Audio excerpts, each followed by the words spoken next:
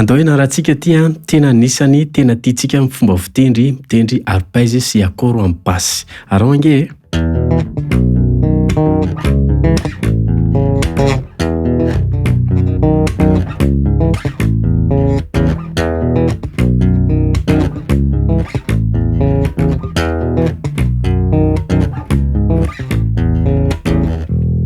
ohatranao fomba fitendry an'izay. Voalohany indrindra mila mahay an'ilay resaka teknika arpège aloha tsika, dia teknika fingerstyle atao amin'ny main droite. Ny tofa no ampiasaintsika, ny hoditrantsika ito no mitena eo amin'ilay corde dia mitendry tsika ohatra hoe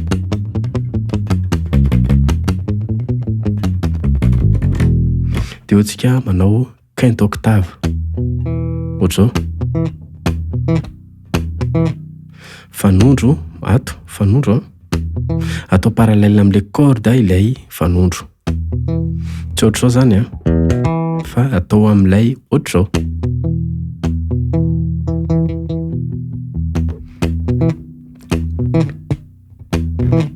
Isaky ny findra dia mampiasa gauche note tsika. Zay paratan-tacan. Avy eo eto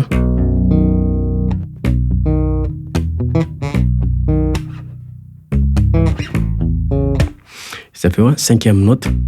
Cinquième note si, septième case, quatrième corde, octave de quinte de tierce. Dia mikapoka.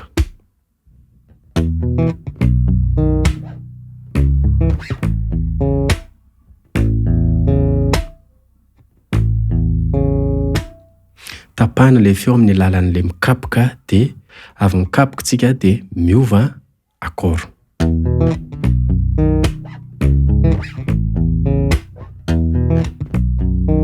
Andramo ange fa tsara be sady manitatra ny sofintsika ho zatra ihany koa izay teknika izay.